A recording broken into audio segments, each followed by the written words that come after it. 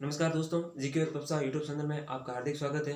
दोस्तों, India GK वाली series में हम पढ़ रहे हैं भारत का इतिहास। और भारत के इतिहास में हमारे प्राचीन भारतीय इतिहास चल रहा है। और प्राचीन भारतीय इतिहास में भी हम मगध साम्राज्य पढ़ रहे हैं महाजनपद काल में।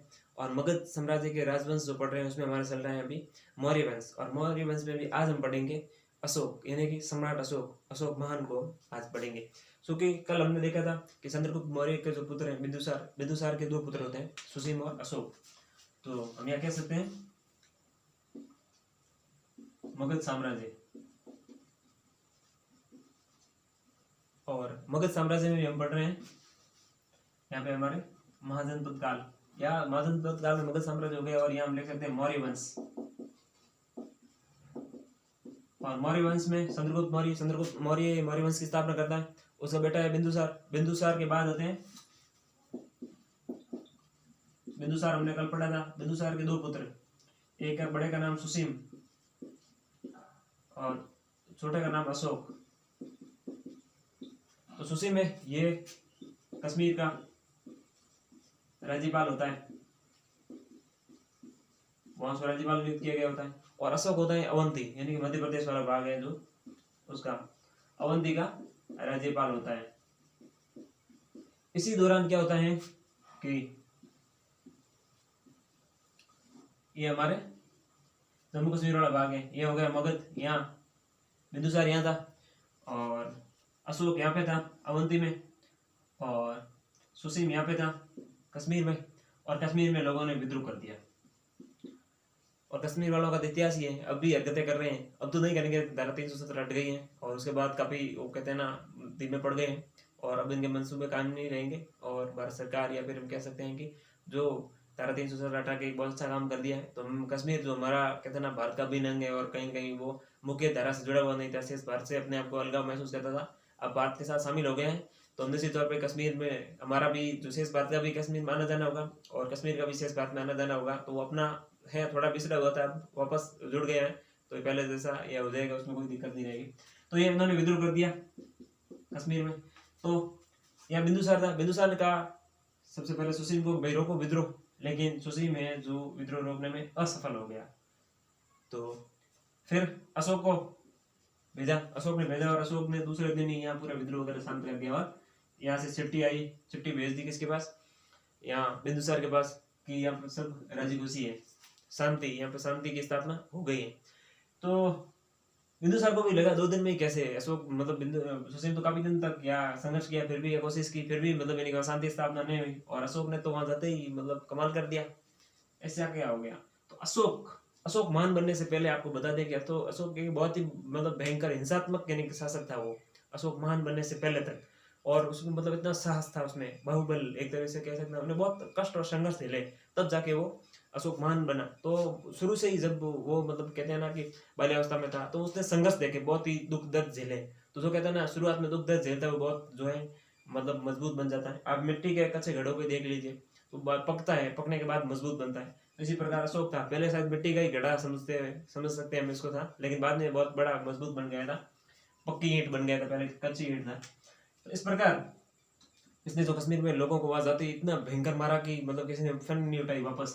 तो इतना जब यानी कि जो पर्चा था, यानी एक तरीके से ताकत का अंदाजा हुआ, शक्ति का अंदाजा हुआ बिंदुसार को, तब उसने कहा कि मेरा जो उत्तराधिकारी बनेगा वो कौन बनेगा, अशोक बनेगा, क्योंकि वही इसके लायक है। और सुसीम तो अयोग्य है। मतलब अयोग्य कहने का मतलब वो एक विद्रोह नहीं रोक पाया, तो वो कल मगध साम्राज्य कैसे चलेगा, जो साम्राज्य यहाँ तक फैला हुआ है, यहाँ तक गुजरात तक फैला हुआ, चंद्रगुप्त मौर्य तक, तो क्या जूनागढ़ अभिलेख में, वहाँ रुद्रदामन के जूनागढ़ अभिलेख में जो साक्ष्य मिलता है कि यहाँ सुदर्शन झील का जो निर्माण है, जो मगध नरेश यानी कि सम्राट जो चंद्रगुप्त मौर्य हैं अखंड भारत के प्रथम सम्राट, उन्होंने ही अपने राज्य के खर्च से करवाया था। इसका मतलब गुजरात से पश्चिम में जो है चंद्रगुप्त का शासन, बिंदुसार का शासन कहाँ पे था, इसको तो बहुत मतलब बाप की मिली हुई थी एक तरह से, पैतृक में ये मतलब कह सकते हैं कि विरासत में मिली थी राजनीति बिंदुसार को। तो इसी प्रकार लेकिन अशोक ने संघर्ष किया, भाई से लड़ना पड़ा और काफी कुछ संघर्ष किया, तब जाके उसने ये जो है आगे जाके अशोक मान बना या सम्राट अशोक बना। अब ये जो कश्मीर का जो इतिहास वाली जानकारी मिलती है, ये भी एक पुस्तक में मिलती है,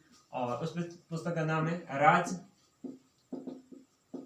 तरंगिणी। और ये राज तरंगिणी है वो है कलण की, कलर जो इतिहासकार लेखक है उनकी ये पुस्तक है, और इसमें इतिहास मिलता है, कश्मीर के इतिहास की जानकारी मिलती है। तो अगर ये पूछा जाए कि कलम की राज तरंगिणी की विषय वस्तु क्या है, तो हम कह सकते हैं वो कलम की राज तरंगिणी की जो विषय वस्तु है वो कश्मीर का इतिहास है। तो कश्मीर के इतिहास की जानकारी मिलती है, और ये जो सुसीम के समय विद्रोह जो खड़ा हुआ कश्मीर में, उसको अशोक जाके इस विद्रोह को शांत करता है, तो ये सब जानकारी इसमें मिलती है। अब यहाँ अशोक के सामने फिर संघर्ष हो गए, बिंदुसार जी तो गुजर गए, अब अशोक को उत्तराधिकारी नियुक्त करना था। सुसीम और इनके बीच में टक्कर होने लग गई, भेद वो कहते हैं ना, इनके बीच कहीं कहीं टकरार महसूस होने लगी, टकरार होने लग गया। और कहा जाता है कि अशोक के 100 भाई थे, अशोक और कुल 100 भाई थे। तो अशोक ने अपने 99 भाइयों को मार के खुद शासक बना।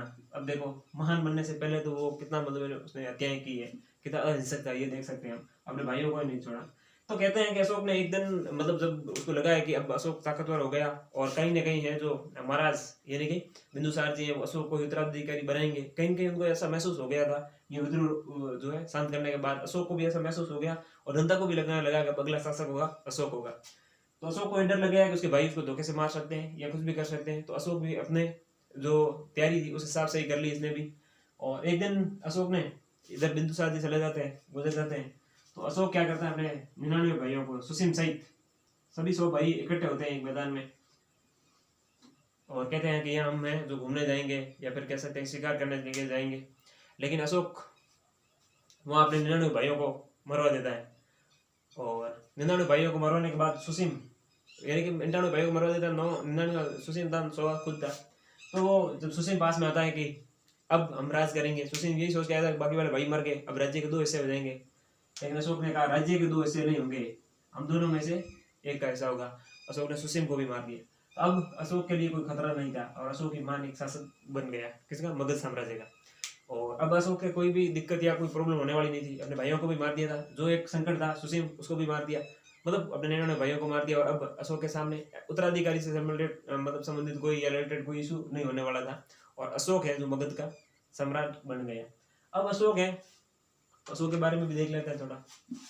इस प्रकार है तो अशोक अपना मगध का सम्राट बना। और तो अशोक का जन्म हम ये कह सकते हैं, यहाँ हम लिख सकते हैं अशोक, अशोक महान भी लिख सकते हैं, अशोक सम्राट भी लिख सकते हैं, जो भी आप चाहें वो लिख सकते हैं।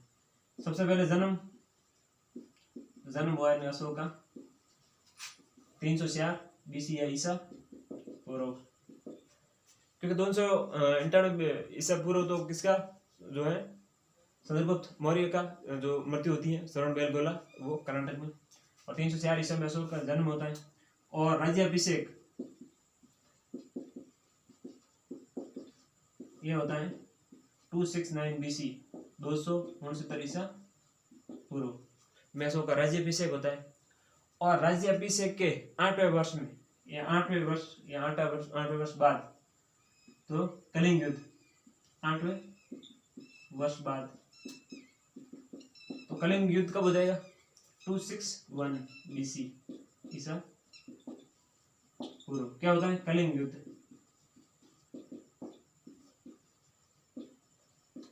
अब बात आती है कलिंग युद्ध क्यों होता है, इसको भी देख लेते हैं।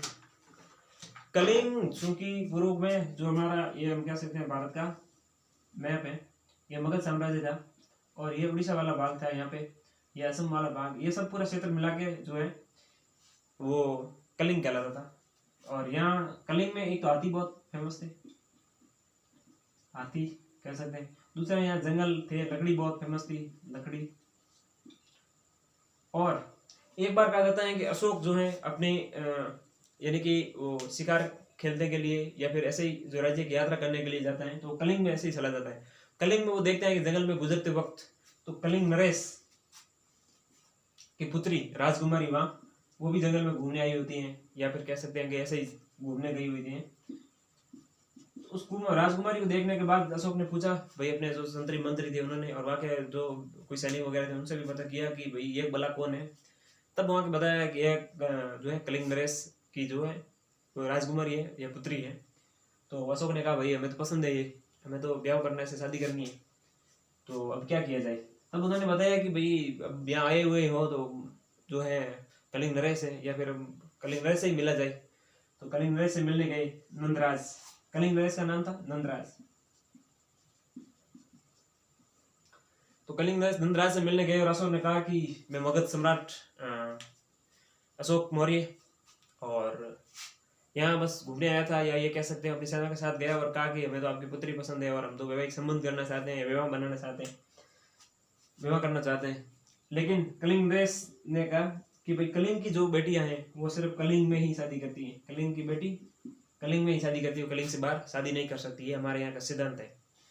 तो फिर अशोक ने कहा कि आपके भले कोई कितने सिद्धांत होते होंगे, अशोक मान का भी ये सिद्धांत है इसे शादी करने का, और तो फिर युद्ध के लिए तैयार हो जाइए, या तो आप हमसे युद्ध करिए या फिर अपनी बेटी दे दीजिए। फिर उन्होंने कहा कि हमारे स्वाभिमान का जो है वो सवाल है, और आप भले युद्ध कर लीजिए, हम युद्ध में हार जाए मर जाए वो बात अलग है, लेकिन हम हमारे स्वाभिमान से पीछे नहीं हटेंगे। और इसलिए इन्होंने जो युद्ध की तैयारी कर ली, और यहाँ जो है कलिंग युद्ध शुरू हो गया 261 ईसा पूर्व। और कहा जाता है कि कलिंग युद्ध एक ऐसा इतिहास में युद्ध हुआ था कि अशोक खुद ये युद्ध जो है करने के बाद मतलब अपने हथियार तक फेंक दिए थे, और मतलब ये कह सकते हैं कि इतना वो हो गया था कि मतलब खुद रोने लग गया था, इतना भावुक हो गया था, हृदय परिवर्तित हो गया था। तो ऐसा क्या हुआ इस युद्ध में? कलिंग अशोक को बहुत गुस्सा था, एक तो यहाँ से हाथी चाहिए थे इसको कलिंग से, दूसरा यहाँ से लकड़ी चाहिए थी, तीसरा विवाह मतलब यहाँ कह सकते हैं विवाह करना था इसको कलिंग नरेश की राजकुमारी से। लेकिन अब कलिंग का जो राजा था नंदराज था, ये कह सकते हैं। तो युद्ध किसके बीच हुआ? अशोक और नंदराज के बीच में भयंकर युद्ध हुआ। और कलिंग का एक सिद्धांत यह भी था कि कलिंग की बेटी मतलब कलिंग से बाहर शादी नहीं करेगी, तो कलिंग के जब भी कोई आंस आएगी या जब भी कोई बाह्य संकट आएगा, तो जब आह्वान करते हैं या जो भी राष्ट्रीय या राज्य मतलब आह्वान होता है कि कलिंग पे बाह्य आक्रमण होने वाला है, कलिंग की सारी जनता उस युद्ध में या कलिंग की रक्षा के लिए अपना है जो बलिदान न्यौछावर करेगी या अंतिम सांस तक लड़ेगी। तो हम कह सकते हैं अब जैसे हम हमारे मौलिक जो कर्तव्य हम पढ़ते हैं, जो हमारी फंडामेंटल ड्यूटीज है, आर्टिकल 51 में जब हम पढ़ते हैं पॉलिटिकल में या फिर राजनीति विज्ञान में जब पढ़ते हैं कि हमारा मौलिक कर्तव्य है कि हम देश की अगर आपको बुलाए जाने पर देश की आह्वान करने पर देश की रक्षा करने में आप देश की रक्षा करेंगे या अपना है जो योगदान देंगे, जो यथासंभव जो भी होगा देश के लिए आपको आना पड़ेगा, आगे आना पड़ेगा। तो देखो ये जाके आया कब, यानी हमारा फंडामेंटल जो ड्यूटीज है ये बाद में आई है, स्वर्ण सिंह कमेटी आई है, उसके बाद जाके आई है, लगभग 1980 के बाद मान सकते हैं 1976 के आसपास आए। लेकिन आप देखिए ये कलिंग नरेश या फिर जो कलिंग साम्राज्य की बात करते हैं 261 ईसा पूर्व, और अभी चल रहा है 2021, तो ये 2361 पूर्व मतलब हम कह सकते हैं 2361 ईसा पूर्व या आज से 2361 ईसा पूर्व भी जो है मौलिक कर्तव्य या जो व्यवहार में थे। एक तरह से मौलिक कर्तव्य ही है कि मतलब यानी कलिंग पे आंच आएगी तो कलिंग की पूरी जनता है वो युद्ध करेगी। तो यहाँ कलिंग की जो जनता ने पूरा युद्ध किया, और युद्ध में तो राजकुमारी भी शामिल थी, और राजकुमारी भी को भी वही अधिकार था कि वो कलिंग के लिए वो भी लड़ेगी। तो राजकुमारी भी तलवार लेके युद्ध में उतर गई। और अब अशोक गुस्सा था, इसको एक तो हाथी और लकड़ी तो जो सही ही थे, लेकिन अब उसकी प्रायोरिटी में या प्राथमिकता में क्या आ गया था? विवाह आ गया था। और यहाँ स्वाभिमान को, अशोक के स्वाभिमान को भी एक तरह से चुनौती दे दी गई। अशोक भले सम्राट, महान अशोक भले सम्राट है किसका? मगध साम्राज्य का, और लेकिन वो कलिंग की जो राजकुमारी वहां शादी नहीं कर सकता, क्योंकि कलिंग का ये सिद्धांत है कि कलिंग की बेटियां बाहर शादी या बाहर ब्याही नहीं जाती है। तो अशोक यहाँ हिंसात्मक तरीके से ये युद्ध लड़ा, और इसमें न बच्चों को छोड़ा न बूढ़ों को, किसी को भी नहीं, जो भी सामने है, क्योंकि बच्चे बूढ़े भी सब आए, क्योंकि कलिंग का भी सिद्धांत है एक तरीके से कलिंग पास आने पर हर कोई जो भी जिंदा है वो सब लड़ेंगे। तो यहाँ तो कहते हैं बीमार लोग भी कोशिश करते हैं युद्ध लड़ने के लिए, हालांकि उनको शायद छूट दी जाती होगी कलिंग में, लेकिन कलिंग का ऐसा सिद्धांत था। तो वहाँ बच्चे बेटियां वो कहते हैं महिलाएं पुरुष सब युद्ध करने के लिए आ गए, और अशोक ने किसी को नहीं छोड़ा, जो भी सामने है अशोक की तलवार मतलब सर ही कटते थे और ऐसे निकलती थी। ऐसे करते करते अशोक गुस्से में जब युद्ध करता करता आगे बढ़ा, तो देखा अशोक ने कि एक तलवार एक ऐसे मतलब यानी कि सर को चीरते हुए काटते हुए चली गई, और वो तलवार निकलने के बाद अशोक को एहसास हुआ कि मैं युद्ध किसके लिए कर रहा था।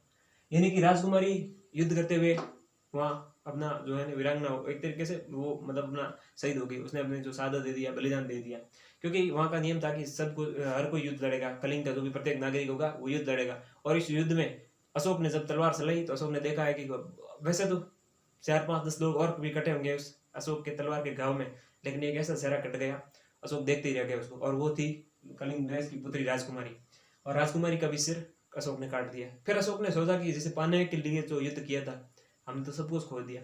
मतलब जिसे पाने के लिए युद्ध किया, यानी कि उस राजकुमारी को पाने के लिए हमने युद्ध किया था और वो ही नहीं रही थी, फिर क्या।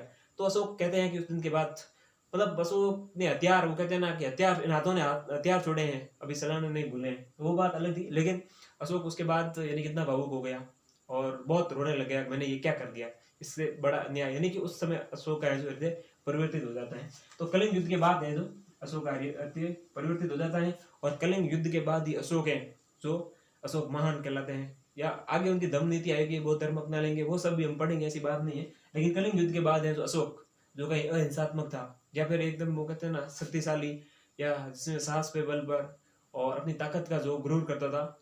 गुरूर तो होना ही चाहिए क्योंकि वो एक सम्राट था, लेकिन उसके बाद उसको रियलाइज हुआ कि सब ताकत वगैरह कोई काम की नहीं है। तो कलिंग युद्ध के बाद अशोक भावुक हो जाता है, और अशोक है जो उसे हृदय परिवर्तित हो जाता है, और यहाँ से अशोक महान कहलाता है। फिर ये अच्छा काम करता है, बौद्ध धर्म अपना लेता है, बहुत सारे कार्य करता है। तो कलिंग युद्ध के बाद अशोक को अशोक महान कहा जाता है। भगवान श्री कृष्ण को भी कृष्ण का कहा जाता है। जब पहले तो वो कन्हैया कहा जाता था, जब वो गोपियों का संग में ही रहते थे, और जब उन्होंने महाभारत का युद्ध किया और इतना बड़ा जो काम किया है, उसके बाद उनको भगवान श्री कृष्ण कहने लगे। तो उन्होंने जब गोपियों का साथ छोड़ दिया तो उसके बाद ही, तो यहाँ अशोक ने भी है एक ऐसी घटना के बाद जो मतलब वो उनका भी हृदय परिवर्तित हो गया, कृष्ण भगवान कृष्ण का भी। भगवान तो बाद में कहलाए, लेकिन यहाँ अशोक था, अशोक मान सबको, मतलब अशोक एक उस समय सम्राट था, मतलब वो कहते ना एक अहिंसात्मक शासक था। अहिंसात्मक था ये पर वो बहुत क्रूर शासक था, और मतलब अपनी दम था अपनी ताकत पे। लेकिन यहाँ आते हुए अशोक मान का हृदय परिवर्तित हो जाता है कलिंग युद्ध के बाद में। तो मैं कह सकते हैं अब कलिंग युद्ध जो 261 ईसा पूर्व, यानी कि उसके राज्याभिषेक के 8वें वर्ष में या 8वें वर्ष बाद, राज्याभिषेक का जो 8 वर्ष बाद है कलिंग युद्ध होता है। तो कलिंग युद्ध यही था मैन, ये देखा जाए तो उसको एक हाथी चाहिए थे, क्योंकि कलिंग वाला यही क्षेत्र होता है जो वर्तमान में असम है, उड़ीसा वाला भाग है। तो असम में देख लें काजीरंगा नेशनल पार्क है, वहाँ बहुत हाथी मिलते हैं, गेंडे भी मिलते हैं, हाथी मिलते हैं, मानस में हाथी मिलते हैं, उड़ीसा में भी हाथी मिलते हैं। तो हाथियों के लिए वैवाहिक संबंध बनाने के लिए ये अशोक ने। अब इसके बाद अशोक है ना, जब ये युद्ध कलिंग युद्ध के बाद अशोक काफी परिवर्तित हो जाता है। वो रात दिन सोचता रहता है कि मैं सम्राट हूँ या सब कुछ हूँ, लेकिन मैंने क्या किया और मुझे क्या करना चाहिए। तो यह करते हुए अशोक बहुत चिंतित रहता है, दिन रात उसको बहुत चिंता रहती है। और इसी में अशोक का एक भतीजा होता है निग्रोध। और अशोक जब निग्रोध को कहते हैं ना, किसी को तो भाई आदमी जब पूरा भरा हुआ तो कहीं कहीं खाली होगा, निग्रोध को उसने बताया कि बहुत दुखी रहता हूँ, और जब निग्रोध को देखता तो वो बहुत खुश रहता। मतलब यानी कि न पाने की कोई खुशी, न खोने का कुछ गम, मतलब इस प्रकार जो है अशोक निग्रोध है बहुत खुश रहता। तो अशोक ने पूछा कि भाई क्या बात है, आप इतने खुश क्यों है भाई तुम इतना। तो उसने बताया कि मैंने बौद्ध धर्म अपना लिया है, मतलब यानी बौद्ध धर्म के बारे में बताया, थोड़ा बहुत जानकारी दी किसने, निग्रोध से। तो निग्रोध से क्या हुआ, अशोक को है वो प्रेरणा मिली बौद्ध धर्म की, और अपनाया है। वो कहां से, उपगुप्त। उपगुप्त ने क्या है बौद्ध धर्म की शिक्षा दी, किसको, अशोक को। किसकी, बौद्ध धर्म, यहाँ लिख सकते हैं हम, बौद्ध धर्म की शिक्षा दी, जबकि इसने प्रेरणा दी। तो प्रेरणा किसने दी, निग्रोध ने, और जो शिक्षा है वो दी उपगुप्त ने। तो यहाँ से जो अशोक, अब जो अशोक एक तरीके से पहले हिंसात्मक शासक था, अब वो धीरे धीरे क्या अशोक महान की तरफ बढ़ने लगा। अब अशोक सहिष्णु होने लगा, अब वो अशोक दयालु बनने लगा, अब उसको दया आने लगी, क्योंकि इसने यहाँ बहुत से बच्चों को भी मारा है, मतलब यानी कि महिलाओं तक को अशोक ने मार दिया था युद्ध में। इसलिए वो जब कलिंग युद्ध हुआ तो उसके बाद अशोक बहुत अपने आप को ऐसा मतलब यानी कि हारा हुआ या फिर दुखी मतलब महसूस करता था। हालांकि अशोक का मतलब क्या होता है, अशोक, यानी कि उसको कोई दुख रहित, दुख रहित। लेकिन यहाँ अशोक को बहुत दुख हुआ। और फिर आता है कलिंग जो है युद्ध का उल्लेख कहाँ मिलता है, कलिंग युद्ध का हम यहाँ लिख सकते हैं, कलिंग युद्ध का जो उल्लेख है अशोक के 2 जगह मिलता है, हम लिख सकते हैं कलिंग युद्ध। तो इसका उल्लेख 2 जगह मिलता है, एक तो अशोक के जो महाअभिलेख है उसके 13वें शिलालेख में, अशोक के 13वें शिलालेख में अभी मतलब उल्लेख मिलता है कि अशोक ने जो कलिंग युद्ध किया। और एक मिलता है हाथी गुफा अभिलेख,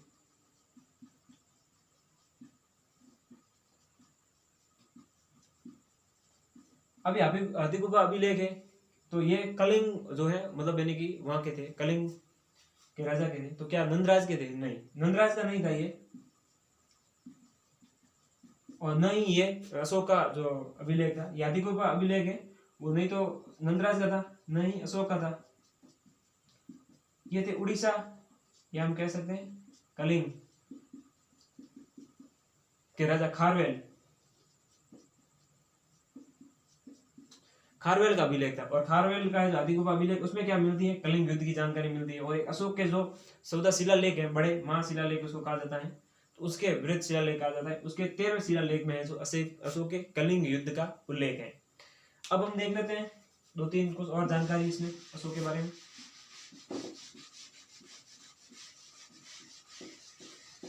अब अशोक है जो सहिष्णु होने लगा है, वो सभी धर्मों को समान जो समझने लगा है, और कहीं कहीं अशोक ने बौद्ध धर्म अपना लिया है। बौद्ध धर्म के साथ वो नहीं कहता था कि आप बौद्ध धर्म अपनाओ, अब अशोक ने बौद्ध धर्म अपना लिया, लेकिन वो ये नहीं कहता था कि आप बौद्ध धर्म अपनाओ, दूसरे धर्मों को भी कहता समान संरक्षण। उसने जो है ब्राह्मणों को या ब्राह्मण धर्म को या ब्राह्मणों पे कभी अत्याचार नहीं किए, वो कहता है आप दूसरे धर्म भी अपना सकते हैं। और बौद्ध धर्म के प्रचार के लिए इसकी पुत्री या पुत्र महेंद्र और पुत्री संघमित्रा को अशोक ने कहा श्रीलंका में भेजा था बौद्ध धर्म का प्रचार करने के लिए। और साथ ही अब अशोक है जो सहिष्णु बन गया, सहिष्णु कह सकते हैं, सहिष्णुता का एक परिचय दिया, जैसे सेकुलर कह सकते हैं हम सहिष्णुता। और इसने जो बहुत दूसरे भी जैन धर्म, बौद्ध धर्म या अन्य जो आजीविक जो भी धर्म थे, संप्रदाय थे, उनको भी समान संरक्षण दिया, सभी के साथ समान व्यवहार किया, सम धर्म समभाव, यानी कि सभी धर्मों के साथ समान भाव की दृष्टि से देखना। तो ये अशोक ने जो एक मान कार्य किया था, ये कह सकते हैं हम अशोक, इसलिए अशोक मान के ले आए, सहिष्णु हुआ। तो अब इसका और का उल्लेख मिलता है, तो दूसरे धर्मों के भी साथ इसने समान व्यवहार किया। फिर आती है कि अशोक ने है जो गया, बिहार में गया की बराबर की पहाड़ियों में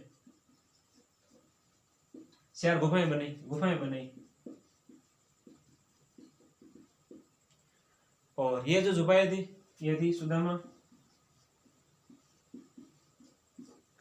करण, चोपड़ा और विशु झोपड़ी।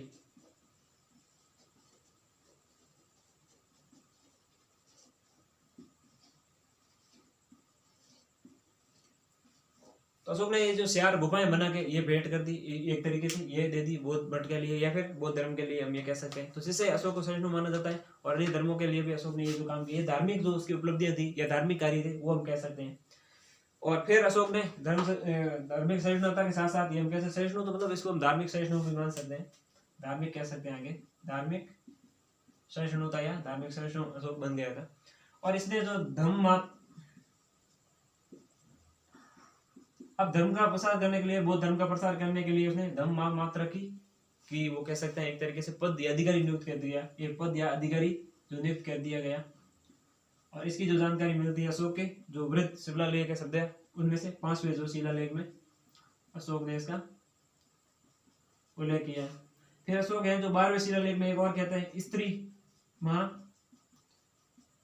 मात्र, तो स्त्रियों के लिए या स्त्रियों को बौद्ध धर्म में प्रसार या स्त्रियों की जो समस्याएं उनका हल करने के लिए अशोक ने किसको जो है स्त्री महामात्य की स्थापना कर दी। तो इस प्रकार अशोक ने जो धार्मिक जो नीति अपनाई थी, अशोक का जो धर्म था यह धर्म था, धर्म का मतलब था अशोक का तात्पर्य कि जो सदाचरण हो, अच्छे विचार हो, उच्च विचार हो, आदर्श विचार हो, उसके माध्यम से, यह मानवता, अगर ह्यूमैनिटी कहे हम तो इंसानियत कहे, तो वही थी कि हमारा इंसानियत का क्या धर्म है वो अपनाना चाहिए, यही था। दूसरे धर्मों के साथ भी हमें वही करना, ऐसा नहीं है कि ये धर्म गलत है, धर्म कभी गलत नहीं होता है, हमें उस धर्म से कोई सीखने को मिल रहा है तो आप वो धर्म अपनाइए, उसमें से कोई चीजें ले सकते हैं, लेकिन उसको बुरा कहने का हमें, या वो कहते हैं ना धर्मों पे ब्लात धर्म ऐसा कुछ कहा जाता है, वो नहीं करना चाहिए, हमें दूसरे के धर्मों पर अतिक्रमण नहीं करना चाहिए। तो ये अशोक की जो नीतियां थी, ये धर्मात्मा की थी, और ये अधिकारी उल्लेख कर दिया था उसने, 5वें शिलालेख में इसका उल्लेख मिलता है। और स्त्री महामात्य है जो 12वें शिलालेख में इसका उल्लेख मिलता है। अब आते हैं अशोक के कुछ शिलालेखों के बारे में, बार बार हम कह रहे हैं बृहत शिलालेख या फिर लघु शिलालेख। तो अशोक ने अलग अलग शिलालेखों की जो स्थापना करवाई थी, और उसमें खास मेन भाषा का बहुत ध्यान रखा था अशोक ने। और अशोक को ये शिलालेख लिखने की प्रेरणा जो मिली थी, ईरान का एक शासक था डेरियस, ईरान, ये अगमनी वंश का जो शासक था।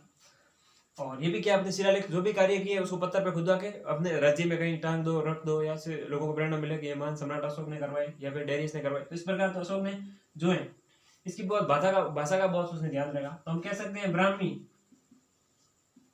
ब्राह्मी भाषा है वो भारत, उसमें सर्वाधिक जो अभिलेख मिले हैं या शिलालेख मिले हैं वो सर्वाधिक किस ब्राह्मी भाषा में मिले, और ये सबसे ज्यादा भारत में ही थे। तो हम ये कह सकते हैं सर्वाधिक।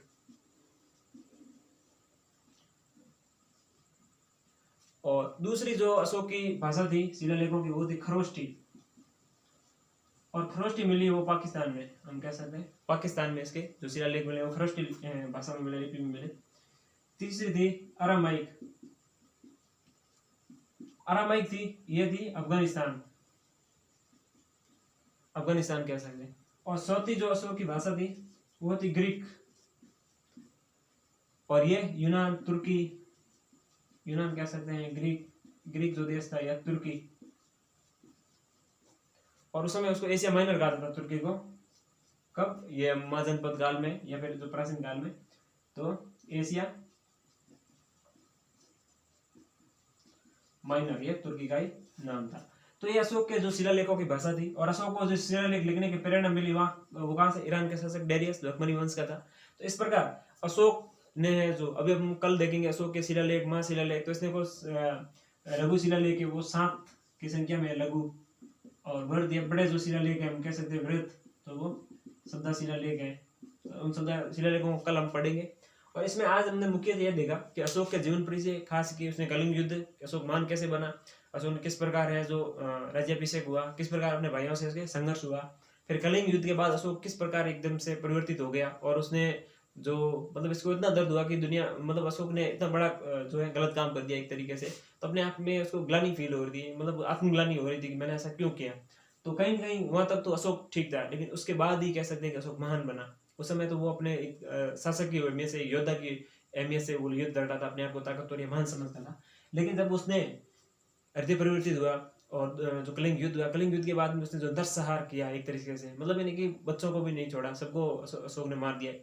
यहाँ तक कि जो कलिंग देश की जो है नंदराज की पुत्री थी उसको भी मार दिया, और अशोक को बाद में पता चला कि उसकी मृत्यु हो गई। उसके बाद अशोक ने है जो कलिंग युद्ध के बाद में है, तो हम कह सकते हैं अशोक का हृदय परिवर्तित हुआ, और उसके बाद अशोक महान कहलाया। तो अशोक महान के बारे में हमने ये जाना। और यहाँ से प्राय क्वेश्चन पूछा जाता है। सबसे ज्यादा ब्राह्मी लिपि के जो है शिलालेखों में वो भारत में पाए जाते हैं सर्वाधिक, और ब्राह्मी लिपि में अशोक के सर्वाधिक शिलालेख है, फिर खरोष्ठी है, फिर अरामाइक है, फिर ग्रीक है। अब हम देखेंगे कल महाशिलालेख और लघु शिलालेख पढ़ेंगे तो देखेंगे कि अशोक का नाम पहले शिलालेखों में नहीं आता है, सिर्फ यही लगा होता था कि मगध सम्राट नरेश ने ये कार्य करवाया, या मगध सम्राट ने यह कार्य करवाया, तो यह लिखा हुआ था सम्राट ने यह कार्य करवाया। लेकिन एक जगह आता है पहले अशोक का नाम होता है, फिर एक जगह आता है देवनाम प्रियदर्शी भगवत में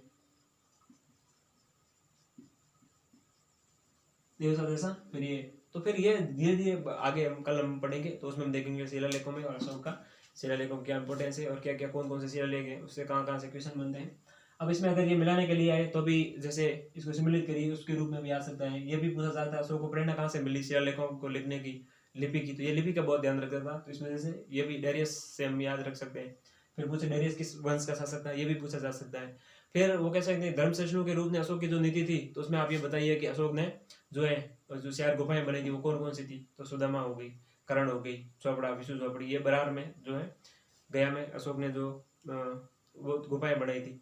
और उसके बाद भी अपनी पुत्री और पुत्र को, तो पुत्र महेंद्र और पुत्री संघमित्रा को श्रीलंका में भेजा था अशोक ने, जो वहाँ बौद्ध धर्म का प्रसार करने के लिए। फिर अशोक को बौद्ध धर्म की प्रेरणा मतलब वो कैसे थे, किसने या कहाँ से मिली, तो प्रेरणा है वो निग्रोध से मिली, अशोक का भतीजा था।